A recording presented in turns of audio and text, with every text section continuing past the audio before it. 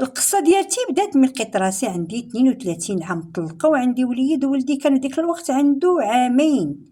تزوجت بكري واحد شويه وكنت خدامه موظفه وكانت عندي الدار، ما كان خاصني حتى شي خير، الحمد لله حالي. كنحسن بزاف ديال العائلات مساكن المطلقات اللي في بلاصتي ما كتلقى مسكينه حتى باش تنقي سنانها، كتلقى راسها مسكينه ما خدامه ما ردامه، عندها الولد الراجل ما كيعطيش النفقه وبزاف ديال المشاكل. انا الحمد لله ما كانش عندي هاد الشيء. بعض المرات ما كيكونش عندنا المشاكل، ولكن حنا اللي كنقلبوا عليهم وكندخلوهم لحياتي. قال لك داك المثل اللي ما عنده هم ولاتو له حمارته. ايوا حياتي بقات غدا عاديه بخير والحمد لله. راجلي اولا الطريق ديالي كان كيخلص على ولدو النفقه وكل شيء، اصلا انا ما كنت مخصصه حتى بشي حاجه. وصراحه حتى والديا كانوا هازين معايا الحمل وكانوا متهلين في هذاك الولد، والاغلبيه ديال الوقت كان كيبقى عندهم في الدار، كيبقى مع با ومع امي. كان عزيز عليهم بزاف وتا هو كان مرتاح معاهم، وكان كيبقى معاهم اكثر ما كيبقى معايا انايا. الحمد لله ربي شاف من هل هذاك الوليد. ايوا الايام مشات وجات، انا مسافره، انا خارجه، انايا ضاحكه، انا خارجه مع الصحابات. صراحه كان عندي شويه ديال الحريه، يعني كنت عايشه مزيان، يعني ما عليش واحد الضغط، وارتاحيت في حياتي لانني خرجت من واحد العلاقه ديال الزواج اللي عانيت فيها بزاف. مزوجه بواحد الراجل مكرفس عليا، كيدير لي فلوسي، كيعنفني باللفظ وبالعصا، يعني كل شيء. اي حاجه خايبه تخطر لكم على بالكم انا دوسه مع هذاك الرجل النرجسي. في اخر المطاف اتطلقت الايام ودازت الشهور ودازت السنوات وانا نتلاقاو مع واحد السيد. فين تلاقيت معاه نيت في الخدمه ديالتي. جا باش ياخذ من عندنا كريدي، وحنا كنا خدامين في القروض الصغرى، حنا كنا كنعطيو الناس الكريديات. جا لعندنا بزاف ديال المرات، وفاش كان كيجي كان تيجلس معايا وكيبدا يتناقش معايا في كل شيء وفي والو. كنهضروا اغلبيه الوقت على المعيشه صعيبه، في نفس الوقت انا كنشوف له الدوسي ديالو وكيبقى يعاود. فكيبان لي دائما السيد مكتئب، دائما معصب، دائما وجهه مخطوف، دائما كيبقى يقول لي انا عندي مشاكل، انا عندي مشاكل، انا هادي، انا طاطا، انا طاطا. ما كانش كيعاود مشاكل، يعني غير متضمن من الحياه، يعني ان حياته ازمه وان عمرها هم وعمرها غم.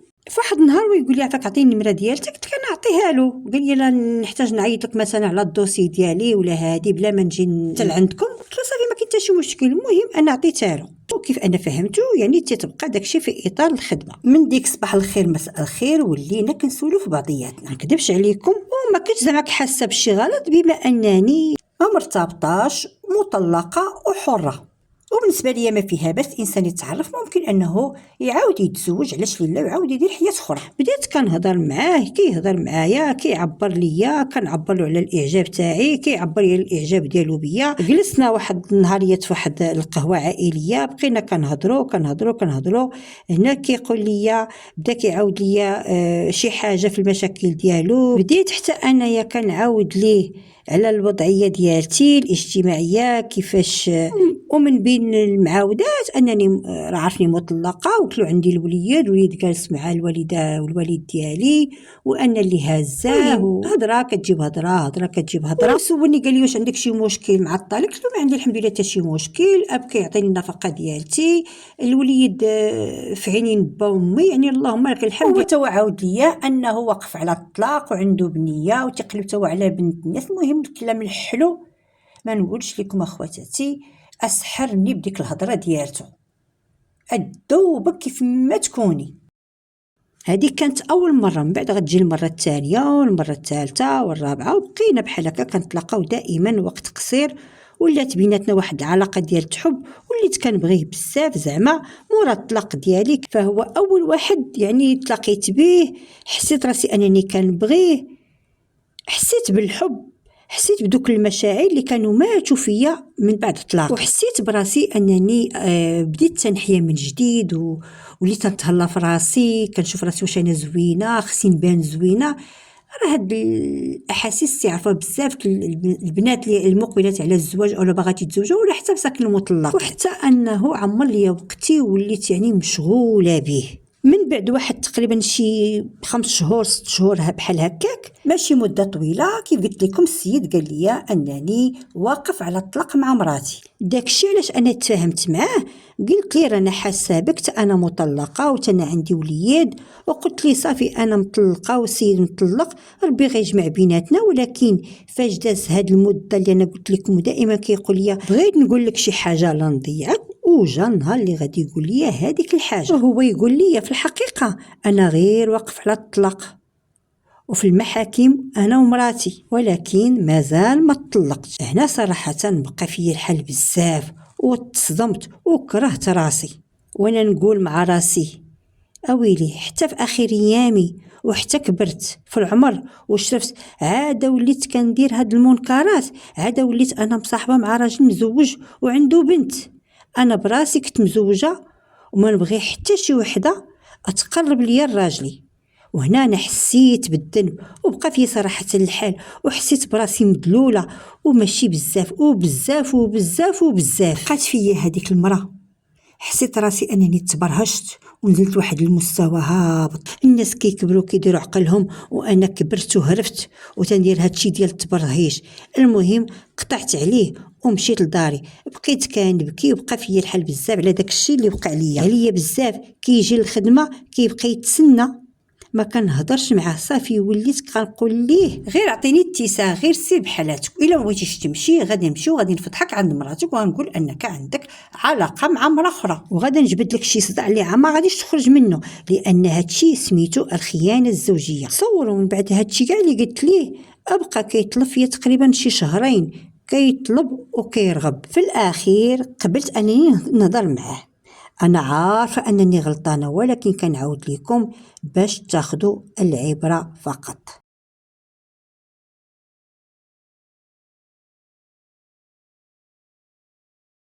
ما كنعاودش لكم باش أني نثبت أنني عندي الحق، لا، راني غارت معاه، أعطيته هذيك الفرصة، قلت له حشومة عليك، علاش مصاحب معايا وانت مازلت ومزوج والمراه مسكينه في الذمه ديالتك، حشومه، والراجل اللي بعقله والمحترم ما كيديرش هاد الشيء، ما خليتلوش. ايوا هنا هو يجيبني ويقول لي لا انا خفت نقولها ليك وما يعجبكش الحال، وانا راه اكثر من عام هذا وانا ومرتي ما فاهمينش انا وياها، وحتى حد ما كيهضر مع الاخر، وكل واحد كينعس في جهه بوحدو، وراني باغي نطلق، وهذيك البنيته اللي بقات فيا وكنرجعوا غير على ودها. اما حنايا شي ما كيحملش شي كما ما تيثقش، ما يبقى يقول لي كذا وكذا اوكي ومراتك اشنو كتقول في هادشي؟ قال لي راه هي اصلا هي اللي بغات تطلق مني. بقيت كنهضر معاه وكنت كنحاول نفهم اشنو كاين، وانا نقول ليه الا بغيتي ندخل بينك وبين مراتك ما كاين حتى شي مشكل، واخا انا كنت كنبغيه وتعلقت به وكل شيء، ولكن هو قال لي لا لا مراتي اصلا ما بقاتش باغياني، يعني راه صافي كرهتني. وانا نقول ليه علاش؟ واش خنتيها؟ واش ما كتصرش في دارك؟ قال لي لا غير هكاك وصافي، ما نفهمش هي تقول لي بانني انا نرجسي وانا كذا وانا كذا. المهم انا اللي فهمت انه ما عطاني حتى شي سبب مقنع. انا اوتوماتيكمون بقيت كنفكر في راسي، منين كنت انا مزوجه براجلي كان دوز عليا الصراط المستقيم، ومنين كانوا كيدخلوا الناس باش يصلحوا بينه وبينه كان تيقول لهم راه هي اللي ما مزياناش. ما نكذبش عليكم حطيت راسي في بلاصه، داز هذاك الموضوع وبقيت كنهضر معاه، صافي بقيت اقتنعت انه هو اللي ما بقاش فاهم مع مرته. وانا نقول ليه واحد الكلمه، قلت ليه شوف دابا سير على الله ما تبقاش تتصل بيا نهائيا، حكا تولي حر ديال راسك وتسالي من مشاكلك صافي، وما بقاش ديك المراه عندك في حياتك. طلقتي ديك الساعه مرحبا، ها انا كنتسناك وانا كنبغيك ديال بصح وتعلقت بيك وكل شيء بحال شي مراهقه. يلا كنعرف اول مره شي راجل الا تحررتي وطلقتي مرحبا بك، ديك الساعه غادي نشوفوا شنو غادي نديروا انا وياك. ما عرف صراحه واش انا التعميت واش جاتني المراهقه المتاخره، ما عرفتش اخوتي، ما عرفت. مع العلم اخوتي وخواتاتي وهو واحد السيد وما فيه ما يدار، لا زين لا مجيب كريم، فيه زعما شي حاجه متميزه فيه، ماشي شي خدمه نيت اللي تعنى بها. ما عنده اصلا لا دار لا دوار لا طوموبيل لا حتى شي حاجه مفيده. واخا هكاك مره كيهضر معايا صافي بقيت انا متبعه مع هذيك المسطره اللي دار مع مرتو. فعلا هي اللي كانت باغا تطلق وهي اللي كانت دافعه عليه، هو دائما كيتراجع وهي كتدفع الطلاق عاوتاني. مده هما في المشاكل، مره هي في دارهم مره هو في دارهم، وهذيك الملائكه مسكينه بيناتهم. صافي انا بقيت كنتسنى، صافي بدا كيشد معايا المواضيع، كيقول لي شوفي انا خديت شحال من كريدي من عندكم زعما من المؤسسه، فاش انا خدامه راه ما بقاوش مازال باغيين يعطيوني الكريدي، وانا غرقت في المحكمه وخاص الفلوس ديال النفقه وخاصني فلوس ديال المحامي وخاصني شنو نعطي لمرتي خاصني نكريديها وخاصني نعطيها النفقه وخاصني نعطيها ما تاكل. بكثرة ما كيشكي وليت تنقول ليه انا نعاونك اسيدي، غفك علينا هاد المشكل، غير في الفلوس انا نتعاون معاك. وكيقول لي غير سلفيني انا غادا نرد لك فلوسك، اعطيني غير 2 مليون بركه عليا انا الغرض ماذا. المهم دخلت معاه في واحد الدوامه ديال الفلوس، وليت كنصرف عليه وعلى مشاكله وعلى محاكمه. في الاول انا اللي قلت له نسلفك ماشي مشكل، ولكن من نهار اللي قال لي تسلفيني وبدات كل مره سلفيني بديت كنتقرص صراحه، وكنبقى نفكر مع راسي كنقول واش دابا انا في اخر ايامي غادا نطيح في علاقه مع واحد راجل مزوج وغنبقى نتسنى حتى يطلق، وفي الاخر غيتسلف من عندي الفلوس وانا اللي غادي نعطيه الفلوس باش يطلق مرته. انا غندي غد الذنوب، واصلا هو بعدا راجل ماشي قوام، ما عندوش اصلا حتى باش يطلق. شويه باش نصبر راسي لاني وليت كنبغي وليت متعلقه به، تنقول لا راه هي اللي باغا تطلق وهي اللي باغا تمشي بحالاتها، وانت ما عليك حتى شي ذنوب، غير سيد طايح في ازمه وماشي عيب الا سلفتيه وعاونتيه. وصراحه هاد الشيء ما عاودتو حتى شي واحد نهائيا، هاد السر بقى عندي. كون غير عاودت شي واحد كون عطاني 2 تصرفيقات وفيقني من القلبه ويقول لي واش انت حماره لهاد الدرجه انك كتصرفي على الراجل وكتسلفيه باش يمشي يطلق باش يتزوج بك، هذا راه البهلان هذا. وبالخصوص فاش انني نسيت دوري كأم مع ولدي، وليت مهمله لواحد الدرجه، وليت انايا مشغوله غير به هو بهمه بمشاكل. والحمد لله انا عندي با وامي صراحه اللي يديرون كثار من ولدهم، مهلين فيه ومغطين داك الحرمان ديالو، لان ما بقيتش مهتمه، ما بقيتش كنعطيه ليه. كون راه حتى ولدي ضاع من بين يديا، شي بهلان وشي تخربيق واحلام اليقظه، وغادي نعيشوا الحياه وغادي نسافروا. ومشيت في ديك الدوامه ما كاين غير اري اري اري اري، طيحت الدل على العيالات مطلقات. وحق العظيم الى لالياتي كيكونوا مطلقات كيدخلوا سوق راسهم وكيعطيو العز لراسهم وكيتمتعوا وكيسافروا، اش من ذهوبات اش من طوموبيل، وانا حاصره مع واحد وانا اللي كنصرف عليه وكنعطيه باش يمشي يطلق وحده باش يجي يتزوج بيا. شي وحده بحال اللي دازت في هاد الهموم وهاد المشاكل ها غتزوج غتفكر في شي همه وفي شي شان. انا باغا نطير الله يجعل السلامه مع الطيور. قضيتو باقا مجرجره، قال لك لالا باغي محامي، بغى يبدلو ما عندوش الفلوس، نوت وسلفتو تاني 2 مليون وعطيتهم ليه كاش من فلوسي، لا كريدي لا يحزنون. وقلت ليه خذ هالفلوس تاخذ محامي وتخلص المصاريف اللي عليك اللي غتعطي لمراتك. صافي وطرق هاد المسمار، شدهم من عندي، قال لي شكرا. السيد كيبان ليا طالع ونازل، داكشي طول ليهم بزاف. ولا المره نقول له اشنو درتو في الجلسه، ويقول لي راه عيط لينا القاضي الجلسه عندنا الجايه 15 في هذا الشهر باش نديروا الجلسه ديال الصلح. اش من الصلح؟ قلتي الجلسه غادي تكون ديال الطلاق، دابا واش مراتك مقتنعه ولا مقتنعاش؟ قال لي لا، هي بغات غير تربيني، بغات غير تزيرني، هي راه عارفاني ظريف، ولكن باش تزيرني لانني كنصرف كنخرج كنسهر، الفلوس كنضرب ليهم تلافه، ما كنتعاملش معاها مزيان، ما كنديهاش في كلامها، كندير اللي بغيت، وانا صراحه ظالمها. اويلي بقيت غير كنشوف فيه. قلت لي واش انت عارف اش كدير واش تقول دابا حاليا معايا في علاقه ومتواعدين على الزواج، وانت مجرجرني اكثر من عام، وقلتي لي هي اللي ما تسوى ما تصلاح، وفوق من هاد الشيء واخد من عندي الفلوس باش انا كتخلص هاد المشاكل وتكمل على هاد الطلاق. دابا جيت تقول لي انا اللي ظالمها. ما بقاش دابا انك تتهمك بالنرجسيه، ودابا بالعكس ولات باغا تزيرك وباغا لك مصلحتك وخايفه عليك، ما باغاكش تسهر. وبكي وشكي وخاصني نعطيها وخاصني ندير ليها نعطيها نفقتها ونكري لها. دابا ولينا دابا في الصلح، ولينا دابا في الرجوع، ولات دابا هي مزيانه وانا اللي ما كنسواش. وتبارك الله عليك، وانت غجرني معاك وتتبتني، لا بلاتي لا هادي الصلح لا دي غتمشي لا هادي وانت دايرني ضحكه.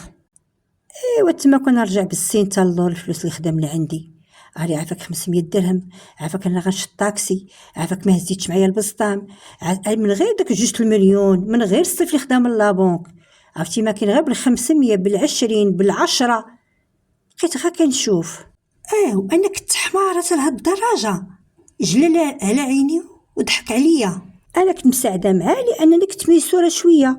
الدار كاتبين ليا والدي ما كنخلصش فيها لا كرا لا والو، المصروف ديال الدري كيجيني، الخلصه ديال خلصتي كتبقى مزيانه، ما مبليه ما حتى شي حاجه. ولكن ما بغيتش نحمد الله، ولكن قلت على راسي نمشي نتزوج ونقلب على شي راجل. صدقت انا اللي كنعطيه لي فلوس باش يطلق باش يتزوجني، ويا ريت غير طلق. بغا يدير اللعلك، بغا يدير الجلسه ديال الصلح. الزق هو اللي ما يسوى ما يصلح. ايوا هاد القصه داز عليها عام. ايوا سير واجي وانا جاي وسير واجي لا طلق لا شهر جاي لا شهر اللي من بعدو، وانا في دار غفلون وطاح عليا واحد الغباء. وبعض المرات كنولي مسطيه ولا مرفوعه ولا الله اعلم الحب كيعمي ولا والله اعلم، ما بقيت عارفه باش تبليت.